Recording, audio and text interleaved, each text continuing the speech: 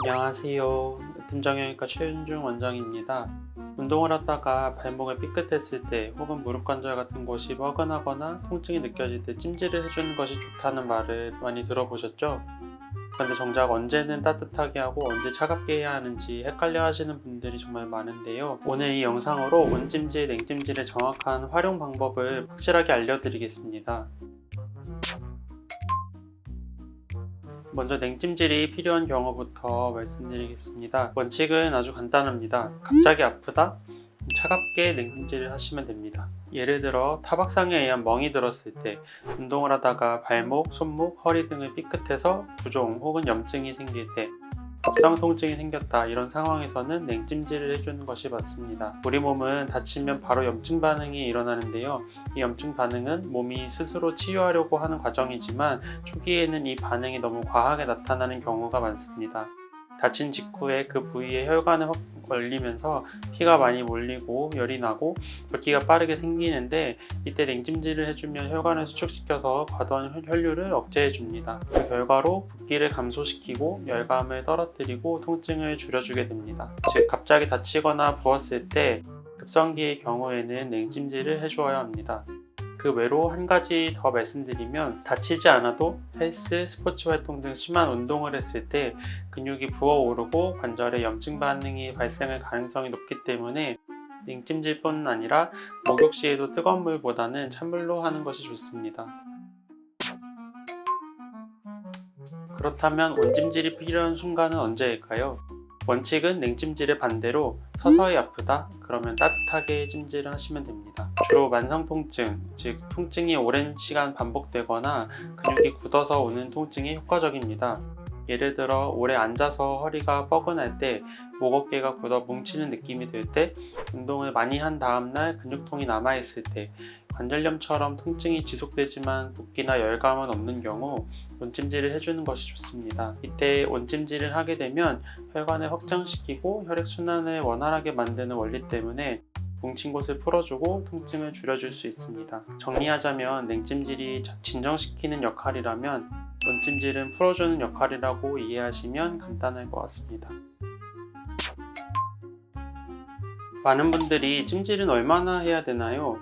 온도는 어느 정도가 맞나요? 라고 질문을 하시는데요.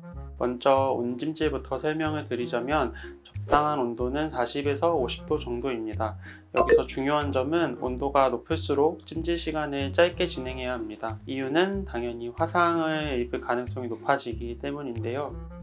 40에서 50도 온도계가 없으면 어떻게 온도를 확인하죠? 생각을 하실 수 있는데요. 간단하게 우리가 손이나 발을 담갔을 때 뜨겁긴 한데 참을 수 있는 정도라면 대체로 적당한 온도라고 볼 수 있습니다.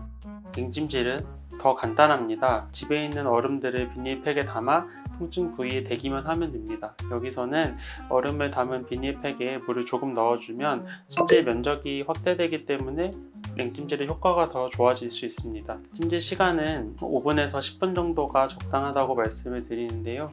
쉽게 말해 냉찜질은 시리기 전까지, 온찜질은 뜨겁기 전까지 지속해주는 것이 좋습니다. 물론 개인마다 뜨겁고 차갑게 느끼는 기준이 다르기 때문에 본인에게 맞게 진행을 하시면 되는데요.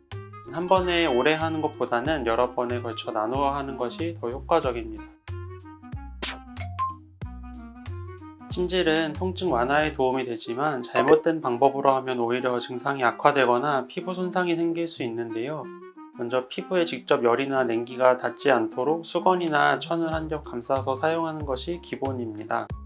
온찜질을 오래 하는 경우에는 화상이 생길 수 있다고 말씀을 드렸는데, 냉찜질도 너무 오래 하면 한랭 손상이 발생할 수 있기 때문에 주의가 필요합니다. 또 중요한 점은 염증 반응이 활발한 시기에는 온찜질을 피하고 붓기나 열감이 있을 때에는 냉찜질을 먼저 적용하는 것입니다. 이후 붓기가 어느 정도 가라앉고 열감이 줄어들면 온찜질로 혈류를 회복시켜 통증과 회복을 돕는 방식으로 전환해도 좋습니다. 마지막으로 찜질을 꾸준히 했는데도 통증이나 붓기가 계속되거나 더 심해지는 경우에는 단순한 염좌나 뻐근함이 아니라 근육, 인대 손상, 관절 문제, 감염 등의 다른 원인이 있을 수 있기 때문에 정확한 진단을 통해 상태를 확인하는 것이 좋습니다.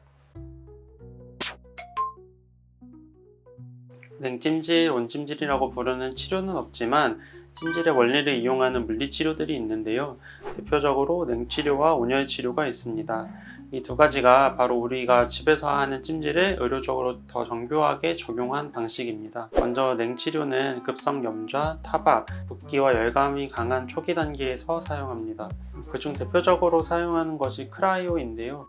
영하 100도 이하의 차가운 냉기체를 통증 부위에 분사해 조직 온도를 빠르게 낮추고 신병 전달을 둔감하게 만들어 통증을 줄이고 초기 붓기를 효과적으로 가라앉히는 치료입니다.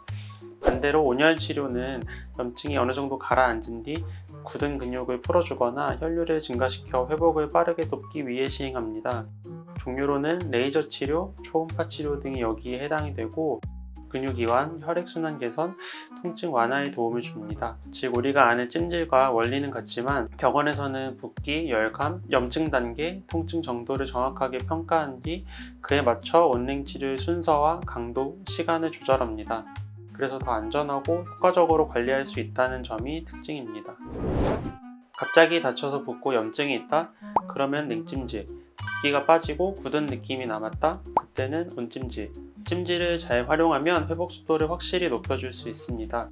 하지만 통증이 오래가거나 붓기가 빠지지 않는 경우라면 그때는 단순한 찜질만으로 해결할 단계가 아닐 가능성이 높기 때문에 꼭 정확한 진단을 받고 원인에 따른 치료를 받는 것이 좋겠죠. 지금까지 으뜸 정형외과 최윤중 원장이었습니다. 감사합니다.